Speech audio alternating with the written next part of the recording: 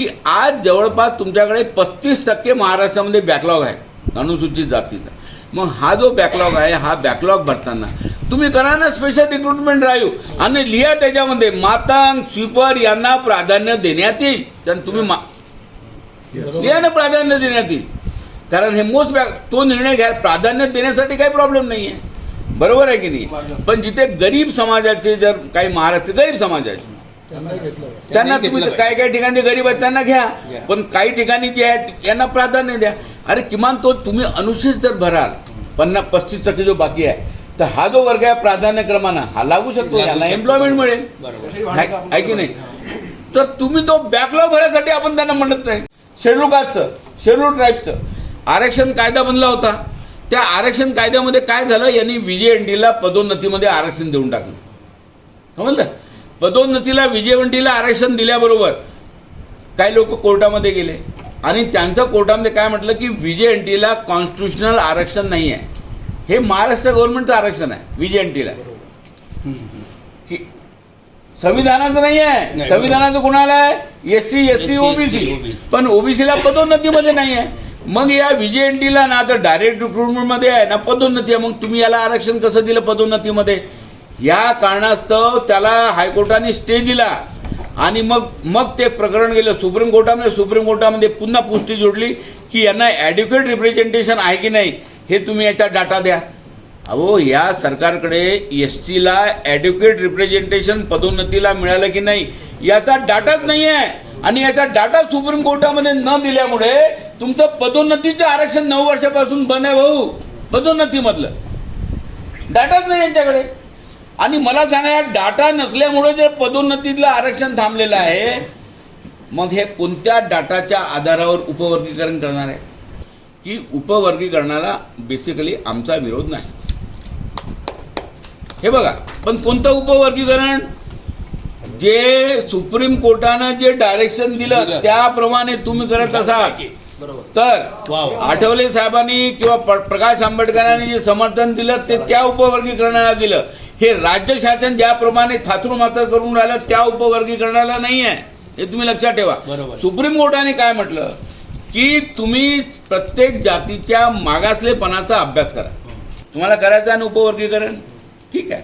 Supreme कोर्टाने ज्या पद्धतीने म्हटलं त्या पद्धतीनं तुम्ही सेन्सेस करा, तुम्ही त्याचं सर्वेक्षण करा, 59 जातीमधला अभ्यास करा. 59 जातीमध्ये शिक्षित किती आहेत, किती कॅटेगरीचे आहेत, त्यांना किती एम्प्लॉयमेंट आहे त्या प्रमाणामध्ये आहे का. मग त्याच्यामध्ये बौद्धांचे अभ्यास होईल, त्यांचं पर्सेंटेज किती आहे, ते शिकलेले किती आहेत आणि त्यांना किती एम्प्लॉयमेंट मिळालं ती वस्तू किती येईल. जसे तुम्ही म्हणता की बॉय यांनी सगळं खाऊन टाकलं तर डाटा द्या ना आम्हाला, कारण तुम्ही तो डाटा देत नाही. तुम्हाला जे दिसतं डोळ्यापुढे त्याच्या आधारावर तुम्ही म्हणता, तुमच्याकडे कुठे डाटा आहे. हा डाटा ओपन कधी होईल, जेव्हा त्याचं सर्वेक्षण होईल. सुप्रीम कोर्टाच्या गाईडलाईनप्रमाणे राज्य शासनाने त्याचं सर्वेक्षण केलं पाहिजे, त्याची जनगणना केली पाहिजे. खूप जास्त याच्यामध्ये तुम्ही आणि आम्ही दोन्ही लोक जास्त भावनिक होण्यामध्ये अर्थ नाही आहे. तुम्ही याच्यामध्ये फार लॉजिकली काम करण्याची आवश्यकता आहे. आपल्या शत्रूचं षड्यंत्र काय, त्याच्या डोक्यामध्ये काय चाललेलं आहे हे तुम्ही लक्षात ठेवा. बदर कमिटीचा रिपोर्ट ते लोक दाखवून नाही राहिले. आता कोणत्याही देशामध्ये जेव्हा कोणत्याही बाबीचा अभ्यास होतो ना तर पहिले त्याच्या सूचना मागवल्या जातात, बरोबर आहे, आक्षेप मागवले जातात आणि मग ते त्या आयोगापुढे ठेवले जातात आणि मग तो आयोग रिपोर्ट देते. इथे उलटं झालं. इथं कसं उलटं झालं म्हणजे आम्हाला प्रश्नपत्रिका दिलीच नाही नाही आम्हाला उत्तर सोडवा म्हणतो. संभाव्य प्रश्न, अरे तुम्ही प्रश्नपत्रिका द्या तर आम्ही उत्तर देऊ. आता आम्हाला आक्षेप मागून राहिले आणि तो कमिटीचा रिपोर्ट सबमिट नाही केला, मग आम्ही उत्तर कशात द्यायचे. परंतु तुम्ही ट्रान्सपरंट असलं पाहिजे. अरे साधा बदर कमिटीचा अहवाल जाहीर करा म्हणतात तर गव्हर्नमेंट नाही करून राहिली. तो काय कशाला लपून ठेवला तुम्ही, काय नाही करून राहिला, काय गुपित आहे, काय लपलेलं आहे त्याच्यामध्ये मला तुम्ही सांगा. तुम्ही मागून राहिले बदर कमिटीचा रिपोर्ट. म्हणजे असं झालेलं आहे की साधा कमिटीचा रिपोर्ट हे जाहीर करत नाही. सरकार पारदर्शक नाही आहे, सरकार काहीतरी लपवून राहिलेलं आहे, ठीक आहे ना. अहो तुम्ही आपण थांबलो नाही इतकं वर्ष स्वातंत्र्यापासून 47 पासून 2025 पर्यंत सर्वेक्षण होईपर्यंत थांबा ना. परंतु जे होईल ते सुप्रीम कोर्टाच्या निर्णयाप्रमाणे आणि कॉन्स्टिट्युशनल झालं पाहिजे. आणि असं चुकीचं थातूरमातूर केलं तर हे पुन्हा थंड बस्त्यामध्ये पडेल. ना फायदा तुम्हाला, ना इसको ना उसको घाल कुत्ते को वाला कार्यक्रम होणार आहे. आपल्याला असं आमचं हे या ठिकाणी म्हणणं आहे की सर्वोच्च न्यायालयाने जो निर्णय दिलेला आहे त्या सर्वोच्च न्यायालयाच्या निर्णयानुसार आम्ही त्याला बांधील आहोत त्या सर्वोच्च न्यायालयाच्या निर्णयाला. बरोबर आहे की नाही? परंतु सर्वोच्च न्यायालयाने कोणत्याही राज्याला जबरदस्ती केली नाही की तुम्ही ते उपवर्गीकरण केलंच पाहिजे. परंतु राज्य शासनाला उपवर्गीकरणाच्या बाबत निर्णय घ्यायचा असेल तर असा थातुरमातून निर्णय आम्ही घेऊ देणार नाही, असं दोन्ही लोकांनी म्हटलं पाहिजे. तुम्ही म्हटलं पाहिजे, आम्ही म्हटलं पाहिजे की असा थातुरमातून निर्णय तुम्हाला घेता येणार नाही. असा थातुरमातून निर्णय घ्याल तर हे लोक उद्या पुन्हा याला चॅलेंज करतील आणि पदोन्नतीच्या आरक्षणासारखं पुन्हा आमचं आरक्षण धोक्यामध्ये येईल. सगळं आरक्षण धोक्यामध्ये येईल. मग ना आम्हाला काय मिळेल ना तुम्हाला आम्हाला काय मिळेल. तेव्हा आपण हे सगळ्यांनी मिळून मागणी केली पाहिजे की थातुरमातूर चालणार नाही. सर्वोच्च न्यायालयाने जो निर्णय दिलेला आहे आणि ज्या आधारावर तुम्हाला करायला म्हटलेलं आहे त्या पद्धतीनं तुम्ही कराल. आम्ही तुमच्या सोबत आहोत ना सोबत. बिलकुल येस.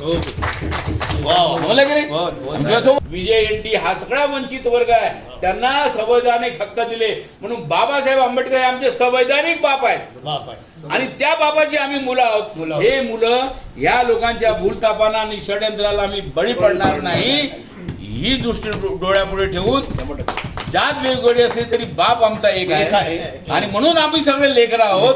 या दृष्टिकोनातून आपण आपली एकजूट कायम ठेवायची आपल्याला. मग आपण प्रेस कॉन्फरन्स घेऊ आणि त्याच एक डेप्युटेशन गव्हर्नमेंटला आहे की नाही. आणि हा चांगला मेसेज जो आहे ना आपण पूर्ण महाराष्ट्राला देऊ. सुप्रीम कोर्टाचा निर्णय जे दिलेला त्याचप्रमाणे हा मेसेज गेला पाहिजे. हा मेसेज गेला की मग त्याच्यामध्ये जे आहे वाद सगळे आपल्याला मिटवून घ्यायचे आहेत आणि थांबून घ्यायचे आहेत. आज या ठिकाणी लॉर्ड बुद्धा टीव्हीच्या माध्यमातून फार या विषयावर सर्व अनुसूचित जातीतील ते उपघटक जे आहेत त्यामधील बहुतांश जातीचे प्रतिनिधी आज या ठिकाणी उपस्थित झाले आणि सगळ्या लोकांनी या ठिकाणी आपलं मनोगत व्यक्त केलेलं आहे. आणि मी सुरुवातीला सांगितलं होतं की अनेक गोष्टी ज्या आपल्या मनामध्ये असतात किंवा डोक्यामध्ये असतात ज्या आपण अभिव्यक्त करत नाही त्यामुळे गैरसमज निर्माण होतात आणि मग ते गैरसमज जेव्हा चर्चा झाली नाही तर ते गैरसमज दूर होत नाही. त्यामुळे जेव्हा आपली चर्चा झाली तेव्हा मग आपल्या डोक्यामध्ये नेमकं काय लपलेलं आहे किंवा काय आहे हे लोकांच्या पुढे येतं आणि मला याचा आनंद वाटतो की फार खुली चर्चा या ठिकाणी झालेली आहे. सर्वच लोक या ठिकाणी चांगल्या पद्धतीनं पार्टिसिपेट झालेले आहेत आणि यातून मला असं वाटते की ह्या चर्चेतून काहीतरी चांगला मार्ग निघणार आहे. मी आता कठाडे मला म्हणत होते की आपण ही चर्चा झाल्यानंतर ही पहिली डिस्कशन आहे, समजलं की नाही. ह्या चर्चेच्या फेरी चालत राहतील. ह्या डेव्हलपमेंट हळूहळू होत एकाच मिटिंगमध्ये सगळं होणार आहे अशातला भाग नाही. काही गोष्टी जेव्हा आम्ही तुमच्या पुढे मांडू तर तेव्हा तुमचेही गैरसमज त्याच्यामध्ये दूर होऊ शकतात आणि दूर झाल्यानंतर आपण एक मध्यभाग आहे त्या मध्यभागामध्ये येऊ शकतो आणि त्याच्यामध्ये आपण एक ठोस सरकारला काहीतरी देऊ शकतो की बाबा तुम्ही असं केलं पाहिजे. कारण असं आहे की बौद्ध समाजालाही असं वाटत नाही मुळात की बाबा अनुसूचित जातीतला इतर जो प्रवर्ग आहे तो मागास राहिला पाहिजे, समजलं की नाही. त्यांनी स्वतःची प्रगती करून घेणं हा तर त्याचा स्वतःचा मूलभूत अधिकार आहे. परंतु त्यांनी इतरही जातीतले लोक जे आहेत त्यांनीही आपला प्रगती केली पाहिजे हे त्याला बौद्ध समाजाला हा मुळात मनापासून ते वाटते. मी तुम्हाला सांगतो त्यापैकी काही 2-4 लोक जे आहेत ते भाषण करणारे ते जर वेगळं मत मांडत असतील तर ते त्यांचं वैयक्तिक मत आहे. आणि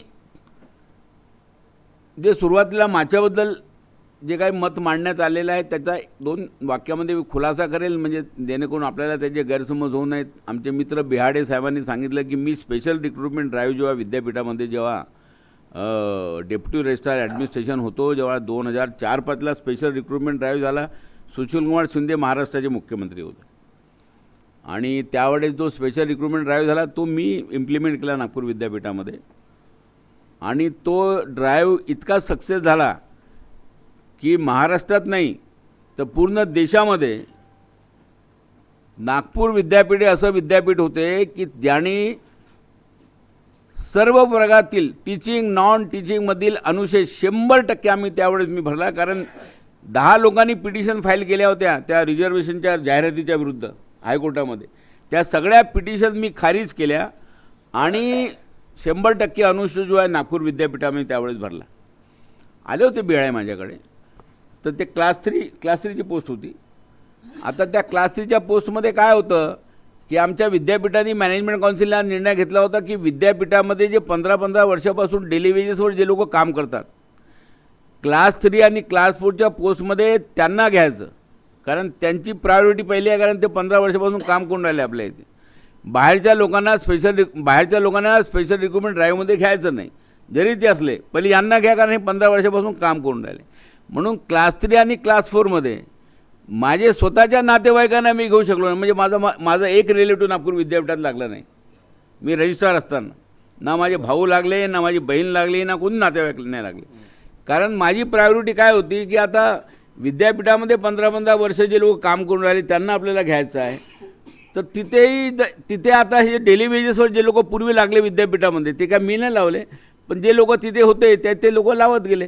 तिथे एकही मातंग समाजाचा माणूस नव्हता डेली वेजेसवर, तर तो ॲब्सॉर्ब नाही झाला. तर तिथे काय केलं आम्ही ॲब्सॉर्ब केलं. म्हणजे जाहिरात दिली परंतु इथलेच लोकांनी इंटरव्ह्यूला बोलून आम्ही ॲब्सॉर्ब केलं. बाहेरच्या कोणत्या लोकांना आम्ही घेतलेलंच नाही आणि त्यामुळे तुम्ही म्हणता त्याप्रमाणे आम्ही त्या लोकांना घेऊ शकलो नाही. परंतु जिथे घ्यायची संधी होती, जसं टीचिंगच्या पोस्टमध्ये घ्यायची संधी होती, तेव्हा मी व्हाईस चान्सलरला म्हटलं की आपल्याकडे लेक्चररच्या जागा आहेत, आपल्याकडे 22-23 शेड्यूल कास्टसाठी आहेत, शेड्यूल ट्राईबसाठी आहेत. तर मी तुम्हाला सांगतो की बहुत शेड्यूल कास्टमध्ये जर मातंग स्वीपर चांभार कम्युनिटीचा क्वालिफाईड माणूस भेटला तर त्याला पहिले आपण घेऊ. महार समाजाचे लोक आपल्याकडे क्वालिफाईड आहेत त्यांना आपण नंतर घेऊ. तर सातपुतेकर साहेबांनी ते माझी सूचना जी आहे ती माझी मान्य केली. परंतु काय झालं की जेव्हा तो याच्यामध्ये जागा भरल्या, आपल्या अर्ज मागितले, तर लेक्चरच्या क्वालिफिकेशनमध्ये काय लागते, नेट सेट पास लागते. आता नेट सेट पास परीक्षा म्हणजे आता ती IASच्या बरोबरची परीक्षा असते. पोरं एवढा सहजासहजी ती परीक्षा पास होत नाही. आता मातंग समाजातील सुपर कम्युनिटीतले चर्मकार कम्युनिटीतला एकही विद्यार्थी लेक्चरच्या पोस्टसाठी क्वालिफाईडच नव्हता. कारण नव्हता नेट सेट पास, PhD वगैरे पाहिजे त्यासाठी. आता हे सगळे काय, हे सगळ्या ह्या कॅटेगरीमधून SC म्हटलं तर तो फक्त एकाच कॅटेगरीचे कास्टचे लोक क्वालिफाईड होते त्याच्यामध्ये. आणि स्पेशल रिक्रुटमेंट ड्राईव्ह भरायचा होता. त्यामुळे मग काय झालं, माझ्या मनात जरी होतं आणि आम्ही ठरवलंही होतं की आपण यांना घ्यायचं. महाराष्ट्राचे लोक तर अवेलेबल आहेतच आपल्या प्रत्येक विषयामध्ये. इथले एका दुःखा जरी कोणी मिळालं ना पहिले आपण त्यांना घेऊ. परंतु मनात इच्छा असतानासुद्धा आम्ही त्यांना घेऊ शकलो नाही, कारण ते कोणी क्वालिफाईडच नव्हते त्याच्यामध्ये वस्तुस्थिती आहे ना. नव्हते बिचारे क्वालिफाईड. असते तर त्यांना 100% घेतलं असतं. आणि त्यामुळे काय झालं की एका कॅटेगरीच्या लोकांना घ्यावं लागलं. मग त्यांना घेतल्यानंतर मग एक मातंग समाजाचं एक डेप्युटेशन आलं व्हाईस चान्सलरला भेटायला. तुम्ही इतके जागा भरल्या टीचिंगच्या, तर तुम्ही सांगा मातंग समाजाचा एकही नाही घेतला. पण त्यांना माहीत नव्हतं ना अर्ज नव्हता म्हणून. चांभार समाजाचा एकही नाही घेतला, तुम्ही स्वीपर समाजाचा एकही नाही घेतला. असं ते त्यांचा आक्षेप झाला. मग मला त्यांनी बोलावलं कॅबिनमध्ये. म्हणे हे यांचं शिष्टमंडळ आलं, हे असं म्हणतात की आपण टीचिंग कॅडरमध्ये एकायला नाही घेतलं, ना असिस्टंट प्रोफेसर, ना प्रोफेसर, ना असोसिएट प्रोफेसर. तर मी म्हटलं सर या लोकांना हे विचारा की तुमच्या लोकांनी तुमच्यापैकी कोणतरी एखाद्या व्यक्तीने क्वालिफाईड माणसाने अर्ज केला का? एक जरी नाव का? एक जरी नाव असेल तर मग आपण त्याला दोषी आहोत की तुम्ही तुम्हाला घेतलं नाही. सांगा म्हणे. तर नाही म्हणे मग तुम्ही का नाही घेतले सांगा. अरे तर तुम्ही एक तर सांगा म्हणे नाव पात्र आहे म्हणून ह्या तिन्ही पोस्टसाठी असेल आणि नाही घेतलं असेल तर आम्ही दोषी आहोत. तर काय होतं कधी कधी सिस्टमनेट घेऊन जाणारे जे लोक आहेत ना याला ती माहिती नसते. जसं म्हणजे आपण जे बोलतो आता हे गोष्ट खरी आहे. नागपूर विद्यापीठामध्ये पूरण मेश्राम रजिस्ट्रार असताना आमचा एकही माणूस घेतला नाही. सांगायला असतं अरे हो झालं, खरी गोष्ट होती. अरे पण वस्तुस्थिती काय, आपले लोक क्वालिफाईड होते का आणि असताना त्यांनी घेतलं नाही का? तर ही वस्तुस्थिती आहे. तर ही वस्तुस्थिती इथलीच नाही आहे, ती पूर्ण महाराष्ट्रातल्या वेगवेगळ्या विद्यापीठातली आहे. आपली इच्छा असताना सुद्धा आपण ते करू शकत नाही. आणि म्हणून माझ्या बांधवांनी हे मी लक्षात ठेवलं पाहिजे की आपल्या लोकांना एम्प्लॉयमेंट नाही मिळाला किंवा आपले माणसं जे माऱ्याच्या जागेवर नाही पोचले किंवा काय नाही पोचले, याच्या पाठीमागचे जे कारण काय, रोग काय, त्या रोगाची कारणं शोधली पाहिजे. भगवान गौतम बुद्ध काय म्हणाले की तुम्ही दुःखाचं कारण शोधा. ते कारण जर तुम्ही शोधलं तर त्याचे निवारणाचे कारण शोधतील. आणि तुम्ही मूळ दुःखाचं कारण जर शोधलं नाही आणि दुसऱ्याच कारणाकडे वळलं तर तुमचं दुःख दूर होणार नाही. त्यांना एम्प्लॉयमेंट आहे का, तर तसं तर तुम्ही लावाल तर ते तुम्हाला दिसेल की त्याच्या प्रमाणामध्ये ते अवेलेबल नाही आहे. म्हणजे लोकसंख्येच्या प्रमाणात आणि जेवढे जे क्वालिफाईड आहेत त्याच्या प्रमाणामध्ये एम्प्लॉयमेंट नाही आहे त्यांना. हा जेव्हा त्याचा सरकार अभ्यास करेल तेव्हा त्याच्या लक्षात येईल. तेव्हा तुमच्याही लक्षात येईल की आमची लोकसंख्या इतकी आहे तर त्या लोकसंख्येमध्ये आम्हाला इतका जॉब मिळाला, इतका पर्सेंट. परंतु यांची लोकसंख्या इतकी आहे तर या पर्सेंटेज प्रमाणे यांना जॉब आहे का, तर तेव्हा तुमच्या लक्षात येईल की त्यांच्या लोकसंख्येप्रमाणे त्यांना पर्सेंटेज प्रमाणे जॉब नाही आहे. आता तुम्हाला अनेक ठिकाणी काय की हा वर्ग तुम्हाला अनेक ठिकाणी तुम्हाला दिसतो डोळ्यावर भोजनालय. कारण तो आता काय की एखाद्या विहिरीमध्ये खूप पाणी येतं दिसून पडते, एखादी विहीर आटलीच आहे तर ते दिसणार नाही. कारण संख्या जास्तीत जास्त आहे, लोकसंख्याच मुळात जास्त आहे. इतर राज्यामध्ये ती स्थिती नाही आहे. त्यामुळे एकदम शेड्यूल कास्टमध्ये 60% जो वर्ग आहे तो शिकलाय जास्त असेल, आहे की नाही. तो त्याचं एम्प्लॉयमेंटमध्ये रिप्रेझेंटेशन जास्त आहे तर ते आपलं दिसते.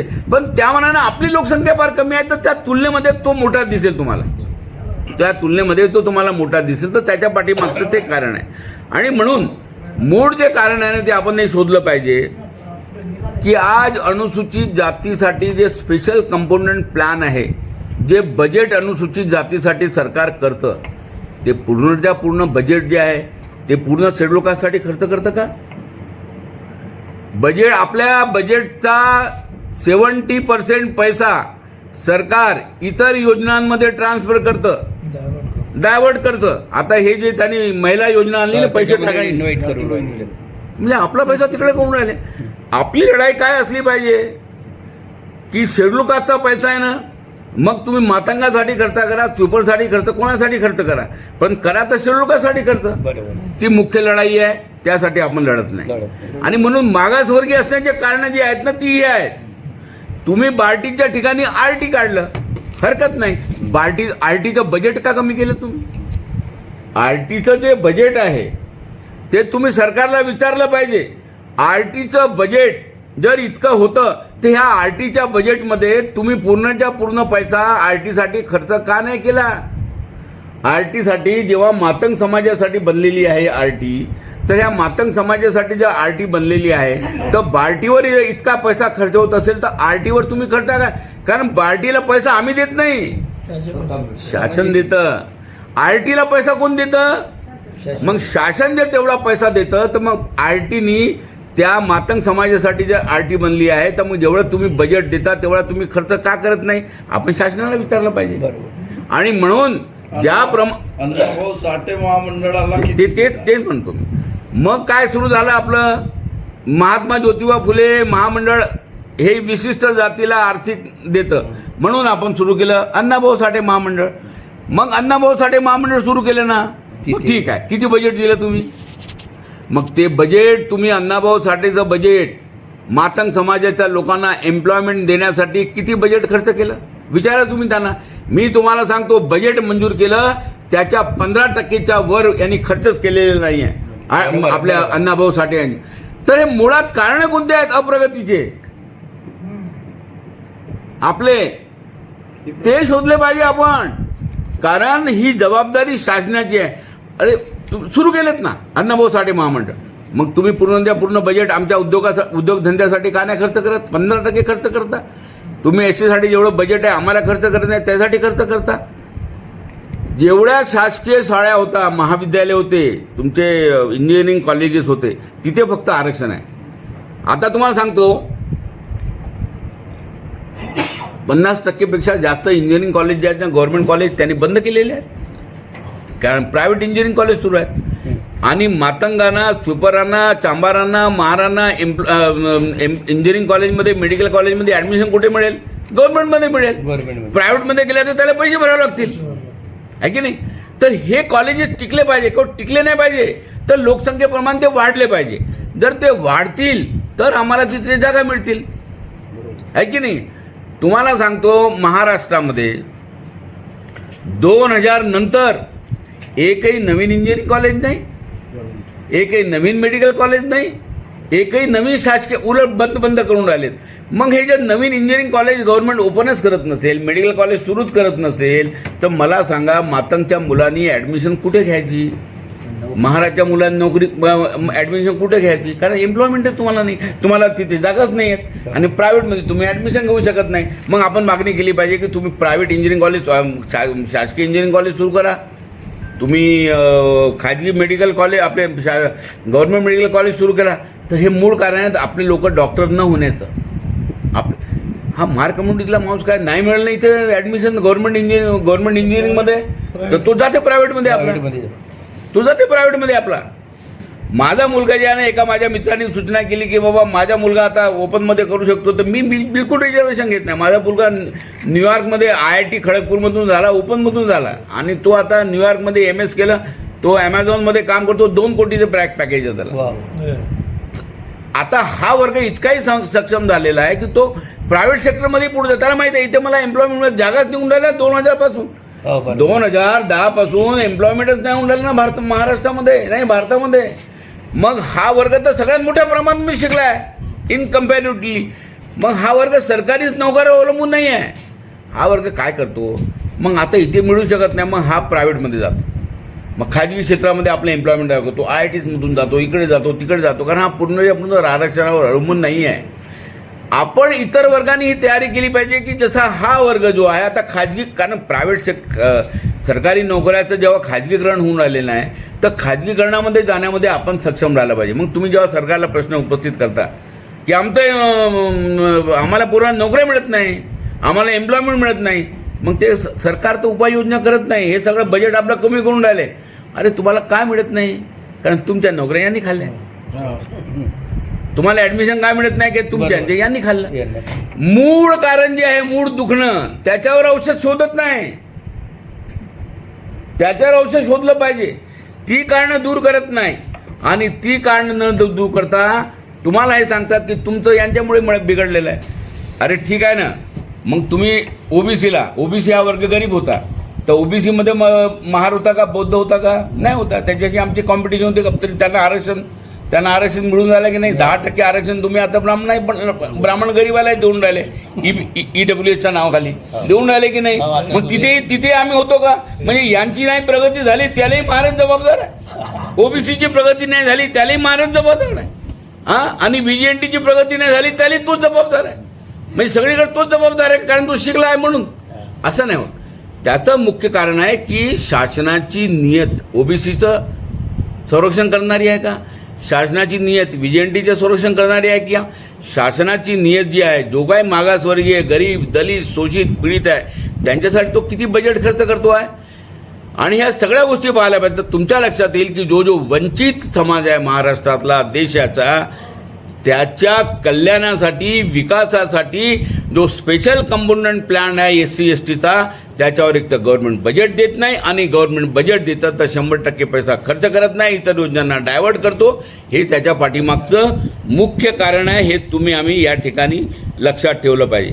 आता विदेशी शिष्यवृत्ती आम्हाला मिळते समाज कल्याण विभागातून, बरोबर आहे. आता ती किती विद्यार्थ्यांना मिळते, 75 विद्यार्थ्यांना मिळते. अरे तर 75 विद्यार्थ्यांना मिळते, तर तुम्ही 75 विद्यार्थ्यांमध्ये असं तुम्ही करा ना, त्याच्यापैकी 20 पोरं जे आहे ते मातंग समाजाच्या विद्यार्थ्यांमध्ये पाठवा. पण त्याच्यामध्ये इलिजिबिलिटी काय माहिती आहे का, की ज्या फॉरेन युनिव्हर्सिटी आहेत त्यांच्या ज्या एक्झामिनेशन होतात, त्या एक्झामिनेशन जे लोक पास होतात त्यांनाच पाठवतात.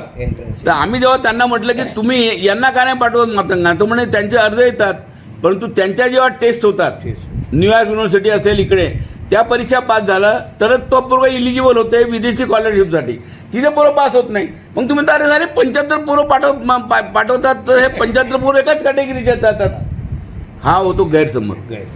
आमचे का नाही जात, तर त्याच्या पाठीमागचं कारण हे आहे. आपण हे म्हटलं पाहिजे की बाबा लहानसहान विद्यापीठामध्ये काही हो, पण तरी 5 पोरं तरी तुम्ही मातंगाचे पाठवा, हरकत काय पाठवायला. आहे की नाही. त्याच्या इलिबिलिटीमध्ये तुम्ही त्याच्या चेंज करा, पण तरी सुद्धा आपण सक्षम केले पाहिजे की आपले पोरं इथे गेले पाहिजे.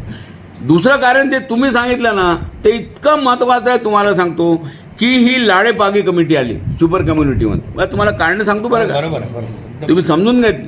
ह्या लाडेपागे कमिटीने काय काय काय दिला की सुपर कम्युनिटीचा माणूस जो सफाई करायचं काम करतो तो जर मेला तर त्याच्या वारसाले नोकरी द्या, रिटायर झाला तरी द्या. म्हणजे यांनी वडिलोपार्जित महिला वाहनाचं साफसफाई करण्याचं काम त्याच्या दोन हे मनुस्मृतीच्या बाजून आहे. हे मनुस्मृतीला हे करून राहिले प्रोत्साहन, म्हणजे कास्टला एकाच जातीला एकच काम देण्याचं. मग तुम्हाला क्लास 4ची नोकरी तुम्हाला आणि मला कशी मिळणार आहे?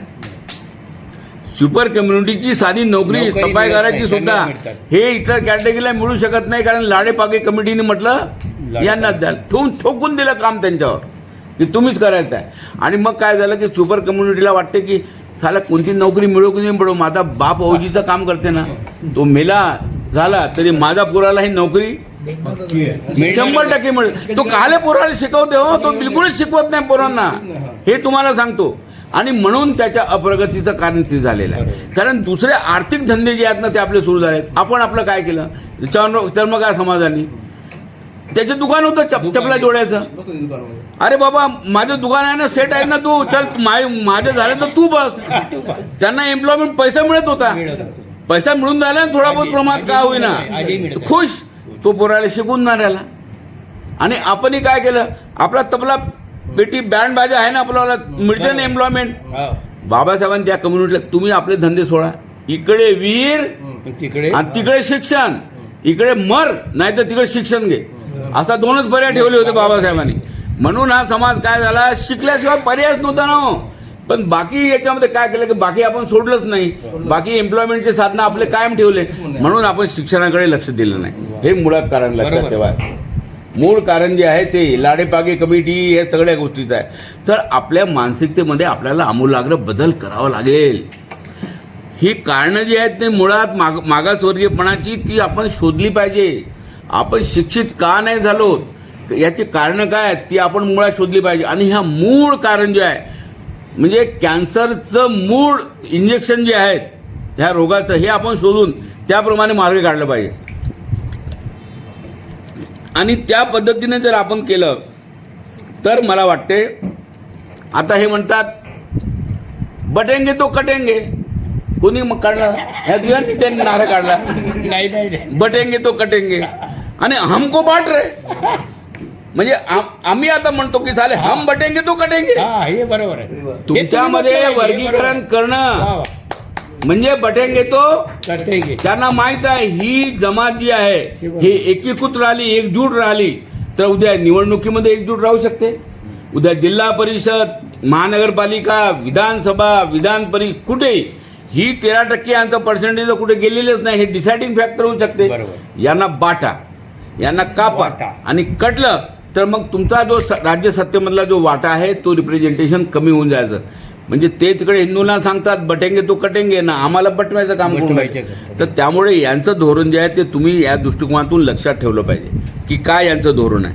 दुसरं आपलं काय याच्यामध्ये आपलं नुकसान काय आहे याच्यामध्ये उपवर्गीकरणामध्ये त्याकडे तुम्ही आपण या दृष्टिकोनातून लक्ष ठेवलं पाहिजे. हे लक्षात घ्या की आता आपण जो मुद्दा मांडला की 1961 तुम्ही हे मांडा काय सेन्सेस आणि 2011चं मांडू नका. त्याच्या पाठीमागचा तुम्ही अभ्यास करा.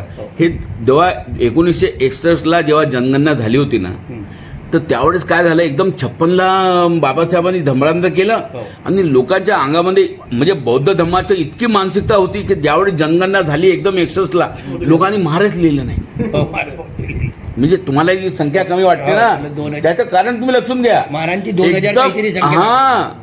आता हे लोक पार्टीवाले काय म्हणतात, अचानक कशी वाढली 2011 मध्ये महाराजची संख्या. अरे का वाढली ते समजून घ्या तुम्ही. कारण काय झालं की 1961च्या जनगणनेमध्ये लोकांनी महार लिहिलंच नाही. इतका तो बौद्ध त्यांच्या ह्याच्यामध्ये होता. आम्ही आता महार नाही होत. आणि मग काय केलं, सगळ्यांनी बौद्ध लिहिलं. बौद्ध लिहिल्यामुळे काय झालं की 2061च्या जनगणनेमध्ये एकदम तुम्हाला शेड्यूल कास्टमध्ये महाराजची संख्या एकदम कमी झाली. आणि बौद्ध जो आहे त्याला अनुसूचित जातीचा दर्जा न दिल्यामुळे ते जे आहेत बौद्ध हे शेड्यूल कास्टमध्ये काउंट नाही झाले.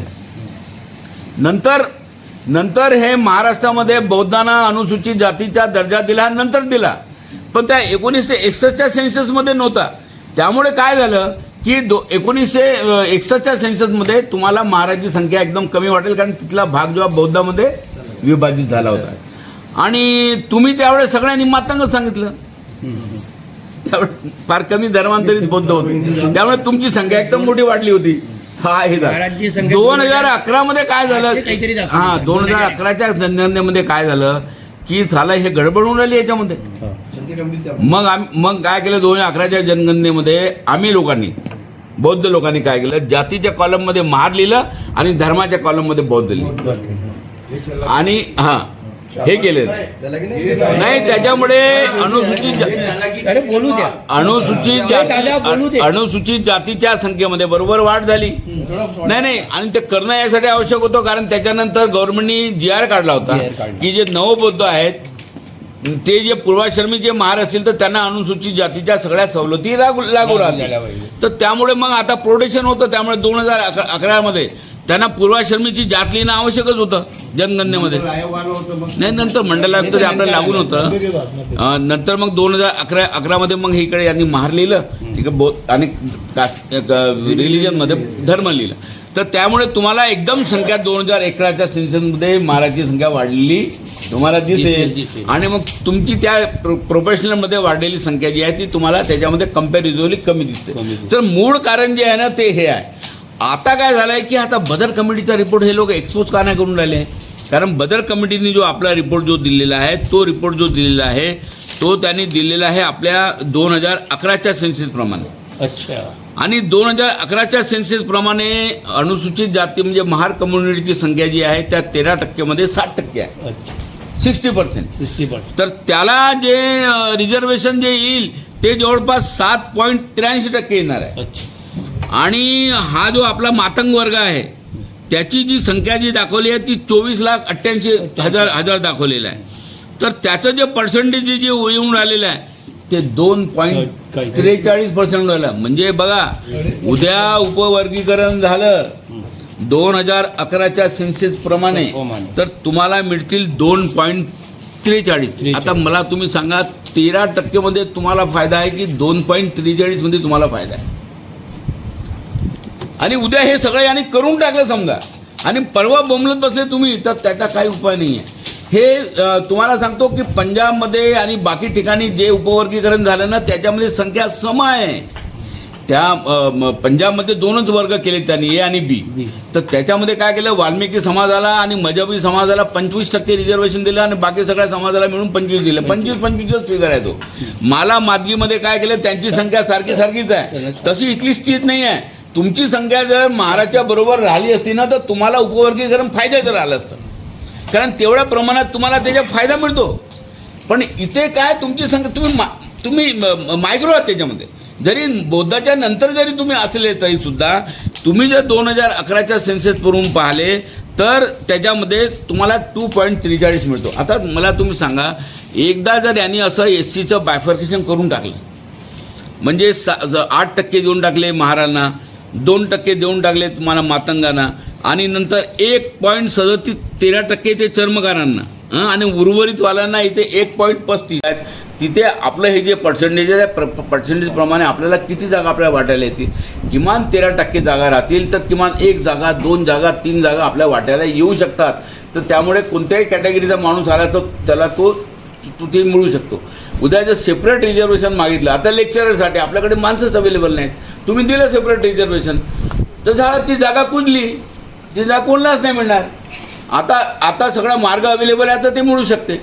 आज मी तुम्हाला सांगतो की जो मागासवर्गीयाचा अनुसूचित जो बाळू घरडेंनी जो मुद्दा म्हणला किंवा बाकी लोकांनी की आज जवळपास तुमच्याकडे 35% महाराष्ट्रामध्ये बॅकलॉग आहे अनुसूचित जातीचा. मग हा जो बॅकलॉग आहे हा बॅकलॉग भरताना तुम्ही करा ना स्पेशल रिक्रुटमेंट ड्राईव्ह आणि लिहा त्याच्यामध्ये मातंग स्वीपर यांना प्राधान्य देण्यात येईल. तर तुम्ही लिहा ना प्राधान्य देण्यात येईल, कारण हे तो निर्णय घ्या. प्राधान्य देण्यासाठी काही प्रॉब्लेम नाही आहे, बरोबर आहे की नाही. पण जिथे गरीब समाजाचे जर काही महाराष्ट्र गरीब समाजाचे त्यांना तुम्ही काही काही ठिकाणी गरीब आहेत त्यांना घ्या, पण काही ठिकाणी जे आहेत यांना प्राधान्य द्या. अरे किमान तो तुम्ही अनुसूचित जर भराल 50-35% जो बाकी आहे, तर हा जो वर्ग आहे प्राधान्यक्रमानं हा लागू शकतो, याला एम्प्लॉयमेंट मिळेल, आहे की नाही. तर तुम्ही तो बॅकलॉग भरायसाठी आपण त्यांना म्हणत नाही, तो भरा ना. अरे आज जर बॅकलॉगच असेल याचा अर्थ त्यांना SC लागलेली नाही आहेत बॅकलॉग असल्यामुळे, म्हणजे महारी लागलेली नाही आहेत. आणि आता तुम्ही अरे आता MPSCने जागा जाहिरात काढली क्लास 2च्या पोस्टची, एकही SC ला जागा नाही दिली. आता कोण भांडून राहील त्यासाठी? हे कसं रोस्टर आहे बाबा तुमचावाला, जिथे तुम्ही एकही SC ला जागा नाही दिली? मला सांगा, जर जागा शिल्लक राहणार नाही, हे बॅकलॉगच नव्या सिस्टीममध्ये ठेवणार नाही, आपल्याला एम्प्लॉयमेंट ठेवणार नाही, मग ह्या उपवर्गीकरणाचा फायदा काय? म्हणून हे बेसिक जे दुखणं आहे त्याच्यासाठी आपण सगळ्या लोकांनी म्हटलं पाहिजे की ह्या उपवर्गीकरणामुळे आमचा याच्यामध्ये लॉस होतो आहे. आणि ह्या दृष्टिकोनातून आपण जे आहे याच्यामध्ये एक रोस्टरमध्ये उद्या आपलं फार मोठं नुकसान होणार आहे. आणि म्हणून याच्या पाठीमागचं जे आपलं षडयंत्र आहे, हे षडयंत्र जे आहे ते आपण समजून घेतलं पाहिजे. आणि या दृष्टिकोनातून आणि तिसरा मी महत्त्वाचा मुद्दा मी या ठिकाणी मांडतो की उपवर्गीकरणाला बेसिकली आमचा विरोध नाही. हे बघा, पण कोणतं उपवर्गीकरण? जे सुप्रीम कोर्टानं जे डायरेक्शन दिलं त्याप्रमाणे तुम्ही करत असाल तर आठवले साहेबांनी किंवा प्रकाश आंबेडकरांनी जे समर्थन दिलं ते त्या उपवर्गीकरणाला दिलं. हे राज्य शासन ज्याप्रमाणे थातरू मात्र करून राहिलं त्या उपवर्गीकरणाला नाही आहे, हे तुम्ही लक्षात ठेवा. सुप्रीम कोर्टाने काय म्हटलं की तुम्ही प्रत्येक जातीच्या मागासलेपणाचा अभ्यास करा, बॅकवर्डनेस, आणि त्या बॅकवर्डनेसनुसार त्याला एम्प्लॉयमेंटमध्ये जागा किती मिळाल्या त्याचा अभ्यास करा. मला तुम्ही सांगा, आजपर्यंत 2011मध्ये सुद्धा सेन्सेसमध्ये हा आपल्या 59 जाती आहेत, याचं सर्वेक्षण केलं आहे का? फक्त अनुसूचित जातीचं सर्वेक्षण केलं त्यांनी, समजलं की नाही. आणि त्या ह्या कॅटेगरीमध्ये किती हे लोक ह्या जातीच्या त्याचं केलं, परंतु त्याचं जे बॅकवर्डनेसचं सर्वेक्षण जे करायला पाहिजे ते केलेलं नाही आहे. कसं आता जे सर्वेक्षण होईल बाकी ठिकाणी झालं स्टेटमध्ये, आता याच्यामध्ये कसं सर्वेक्षण होईल? कारण सुप्रीम कोर्टाने म्हटलं की तुम्हाला त्याच्या बॅकवर्डनेसचा अभ्यास करायचा आहे. तर मग उद्या सर्वेक्षण होईल तर कॉलम काय राहील? मातंग अनुसूचित जातीमधल्या 59 जाती, मग त्यामध्ये त्यांची लोकसंख्या किती आहे, मग त्याच्यामध्ये 10वी पास झालेले किती आहे, त्याच्यामध्ये पदवीधर किती आहेत, पोस्ट ग्रॅज्युएट किती आहेत, असा कॅटेगरी वाईज डाटा तयार करेल गव्हर्नमेंट जनगणनेमध्ये, समजलं की नाही. आणि जनगणनेमध्ये जर असा कॅटेगरी वाईज जर डाटा तयार केला आणि मग या लोकांना किती ठिकाणी एम्प्लॉयमेंट आहे, मग याच्यावरून त्याचं किती बॅकवर्डनेस आहे याचा अभ्यास होईल. आणि मग याला जॉब किती याचा अभ्यास होईल. हा डाटा आज सरकारकडे नाहीच आहे. म्हणजे सुप्रीम कोर्टाने ज्या गाईडलाईन दिलेल्या आहेत त्याप्रमाणे सरकारकडे आज डाटा नाही आहे. आणि सुप्रीम कोर्ट काय म्हणते, आम्ही जे डायरेक्शन देऊन राहिलो त्याप्रमाणे जर तुम्ही उपवर्गीकरण नाही दिलं तर ते मात्र त्याची ज्युडिशियल स्क्रुटिनी होईल आणि ते चॅलेंज होऊ शकतं असं म्हटलेलं आहे.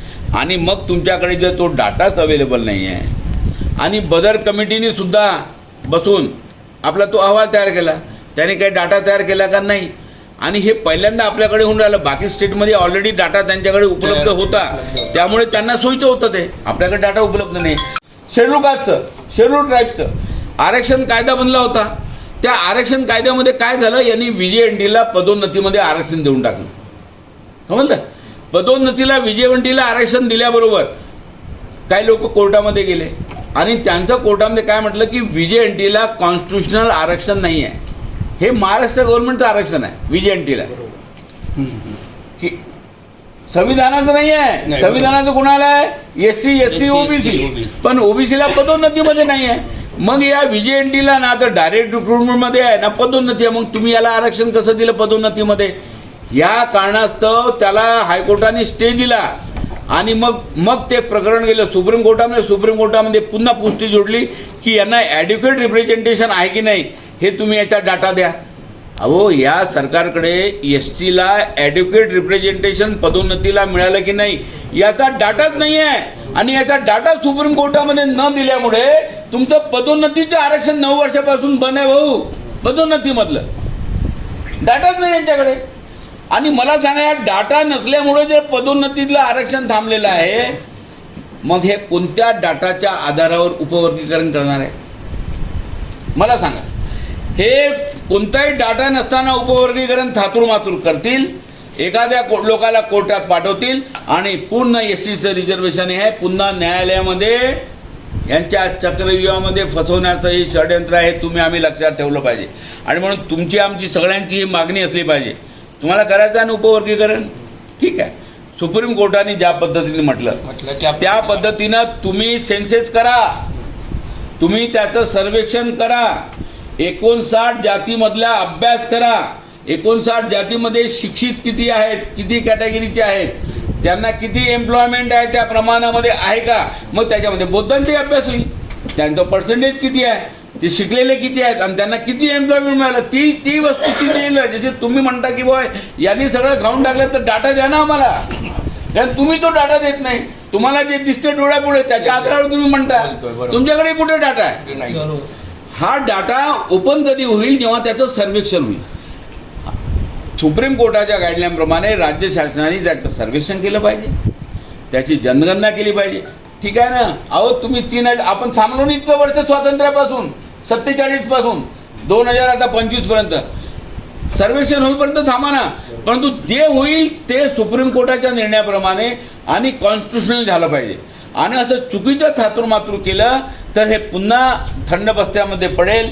ना फायदा तुम्हाला, ना इसको ना उसको घाल कुत्ते को वाला कार्यक्रम होणार आहे. तेव्हा तुम्ही खूप जास्त याच्यामध्ये तुम्ही आणि आम्ही दोन्ही लोक जास्त भावनिक होण्यामध्ये अर्थ नाही आहे. तुम्ही याच्यामध्ये फार लॉजिकली काम करण्याची आवश्यकता आहे. आपल्या शत्रूचं षडयंत्र काय, त्याच्या डोक्यामध्ये काय चाललेलं आहे हे तुम्ही लक्षात ठेवा. बदर कमिटीचा रिपोर्ट ते लोक दाखवून नाही राहिले. आता कोणत्याही देशामध्ये जेव्हा कोणत्याही बाबीचा अभ्यास होतो ना, तर पहिले त्याच्या सूचना मागवल्या जातात, बरोबर आहे, आक्षेप मागवले जातात आणि मग ते त्या आयोगापुढे ठेवले जातात आणि मग तो आयोग रिपोर्ट देते. इथे उलटं झालं. इथं कसं उलटं झालं म्हणजे आम्हाला प्रश्नपत्रिका दिलीच नाही आणि नाही आम्हाला उत्तर सोडवा म्हणतो. संभाव्य प्रश्न, अरे तुम्ही प्रश्नपत्रिका द्या तर आम्ही उत्तर देऊ. आता आम्हाला आक्षेप मागून राहिले आणि तो कमिटीचा रिपोर्ट सबमिट नाही केला, मग आम्ही उत्तर कशात द्यायचे. म्हणजे ह्या सगळ्या याच्यामध्ये आपल्याला छूमंतरमध्ये फसवून घ्यायचं, जंतरमंतरमध्ये, आणि उलट्या दिशेने जायचं. उद्या कोर्टामध्ये हेच म्हणतील की तुम्ही सूचना रिपोर्ट अगोदर सबमिट केला आणि आता सूचना मागून राहिले. असं कसं होऊ शकतं. मग पहिले तुम्ही सूचना मागायला पाहिजे होत्या, आक्षेप मागायला पाहिजे होते आणि जी बदर कमिटी बनवली त्याच्या पुढे ठेवायला पाहिजे होते. मग ह्या कमिटीने सगळ्या सूचनांचा विचार करून, राज्य शासनाचा विचार करून मग त्यांनी तो रिपोर्ट द्यायला पाहिजे होता.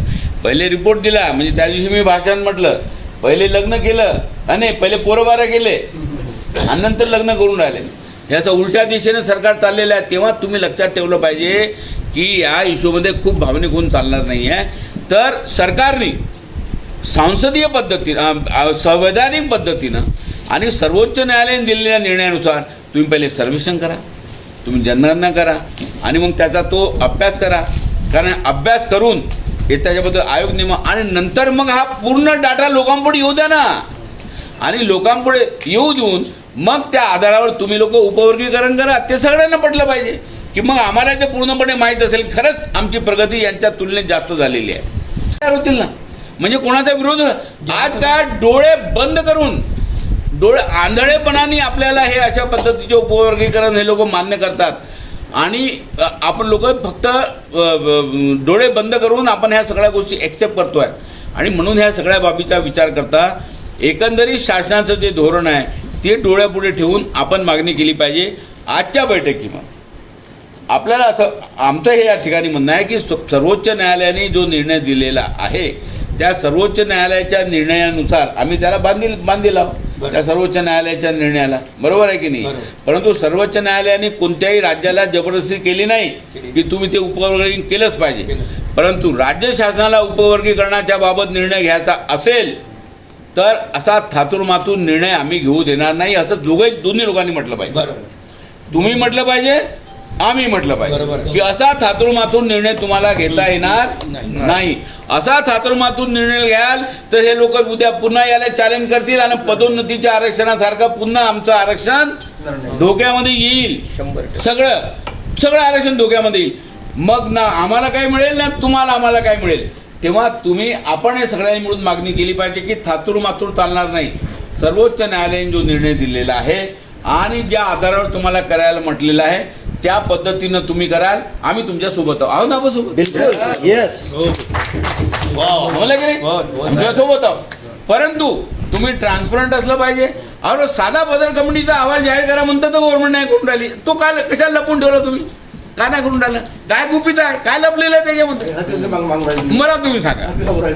तुम्ही मागून राहिले बदल कमिटीचा रिपोर्ट. म्हणजे असं झालेलं आहे की साधा कमिटीचा रिपोर्ट हे जाहीर करत नाही. सरकार पारदर्शक नाही आहे.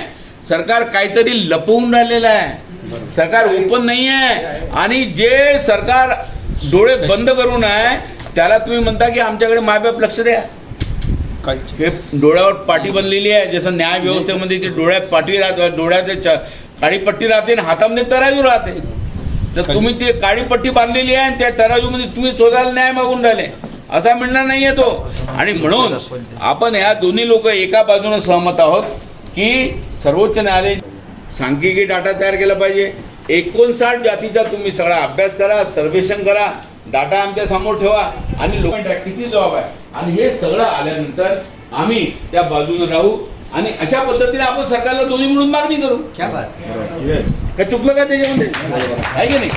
आपण उद्या प्रेस कॉन्फरन्स घेऊ की आम्ही उपवर्गीकरण आम्हाला हवं आहे पण असं उपवर्गीकरण नको जे थातोड मातोड आहे किंवा जे डोळत नाही आहे. आम्हाला सुप्रीम कोर्टाच्या निर्णयाप्रमाणे पाहिजे आणि ह्या सुप्रीम कोर्टाने हा निर्णय दिलेला आहे. तुम्ही त्याच्या विरोधामध्ये राहू शकता का. सुप्रीम कोर्टाने ज्या गाईडलाईन दिल्या त्याच्या विरुद्ध नाही जाय केलं तसं केलं तर पुन्हा अडेल नव्हते सुप्रीम कोर्टामध्ये हायकोर्टामध्ये.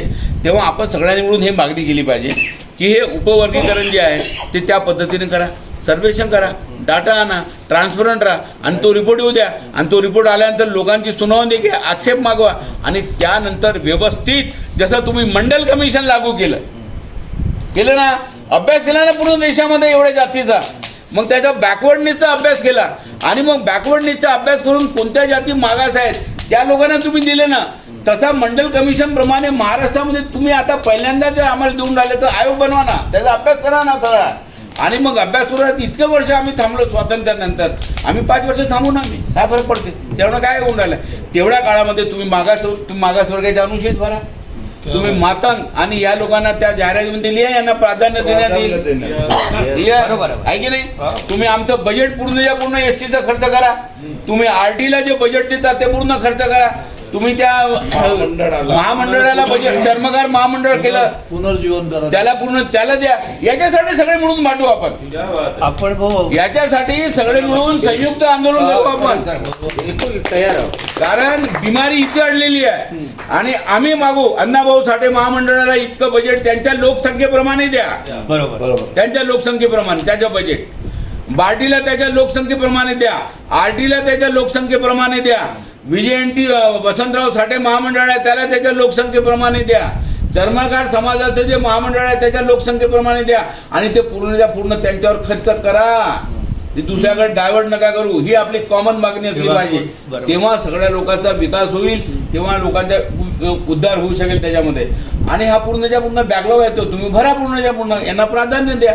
आणि तोपर्यंत हा तुम्ही जो डाटा आहे तो तुम्ही कायदेशीर पद्धतीने तुम्ही तयार करा. बसू आणि मग ते मेमोरेंडम घेऊन मग आपण प्रेस कॉन्फरन्स घेऊ आणि त्याचं एक डेप्युटेशन गव्हर्नमेंटला देऊ आहे की नाही. आणि हा चांगला मेसेज जो आहे ना आपण पूर्ण महाराष्ट्राला देऊ. सुप्रीम कोर्टाचा निर्णय जे दिलेला आहे त्याचप्रमाणे हा मेसेज गेला पाहिजे की मग त्याच्यामध्ये जे आहे वाद सगळे आपल्याला मिटवून घ्यायचे आहेत आणि हे थांबून घ्यायचे आहेत. आणि चांगली चर्चा झाली आणि आपण मी मुद्दे मांडले त्याला तुम्ही सहमती दिली. आपण त्या पद्धतीने कामाला सुरुवात करू. आजची आपली पहिली बैठक आहे. पुन्हा त्याची दुसरी बैठक जी आहे मी त्याचा एक व्यवस्थित चर्चा झाली त्याचे निवेदन तयार करतो आणि त्या पद्धतीने एक सामूहिक प्रेस कॉन्फरन्स घेऊ आणि प्रेस कॉन्फरन्स घेऊन ना एक मेसेज देऊ महाराष्ट्रात. ठीक आहे ना. आपण सगळ्यांनी सहकार्य केलं त्याबद्दल आपल्या सगळ्यांचं मनपूर्वक या ठिकाणी आभार व्यक्त करून मी आजची जी बैठक आहे हे फार ऐतिहासिक बैठक आहे आजची. ऐतिहासिक ही खऱ्या अर्थानं गोलमेज परिषद आहे. जिजेकडून काही मुद्दे आपण मांडले त्याच्यामध्ये सगळ्या समोपचाराने आपण लोकांनी ते मान्य केलेले आहे. आपला शत्रू कोण आहे मित्र कोण आहे ते आपल्याला लक्षात आलेलं आहे. आणि म्हणून हा जो मेसेज आहे तो पूर्ण महाराष्ट्रात जाऊ द्या. आम्ही तुमचे भाऊ आहोत, कालही होतो, आजही आहो आणि उद्याही राहणार आहे. क्या वा बात. वा. आणि हा बंधुभाव हा पूर्ण देश असेपर्यंत हा बंधुभाव कायम राहिला पाहिजे. एवढं आपल्याला लक्षात ठेवलं पाहिजे. बाबासाहेब आंबेडकर जसं आपला बाप आपल्याला लहानाचं मोठं करतो नाही आपला हक्क देतो आपल्याला, तसं बाबासाहेब आंबेडकर विजय एनटी हा सगळा वंचित वर्ग आहे, त्यांना संवैधानिक हक्क दिले म्हणून बाबासाहेब आंबेडकर हे आमचे संवैधानिक बाप आहेत. बाप आहे. आणि त्या बाबाची आम्ही मुलं आहोत. हे मुलं ह्या लोकांच्या भूलतापाना आणि षडयंत्राला आम्ही बळी पडणार नाही ही दृष्टी डोळ्यापुढे ठेवून जात वेगवेगळी असली तरी बाप आमचा एक आहे आणि म्हणून आम्ही सगळे लेकरं आहोत. या दृष्टिकोनातून आपण आपली एकजूट कायम ठेवायची आपल्याला आणि एक चांगला मेसेज त्यांना द्यायचा आहे हे तुम्ही आम्ही लक्षात ठेवलं पाहिजे आणि त्या दृष्टीने आपण काम करूया. आपले सगळ्यांचे मनपूर्वक आभार व्यक्त करून मी माझ्या शब्दाने या ठिकाणी विराम देतो. आप देख रहे हैं लॉर्ड बुद्धा टीवी.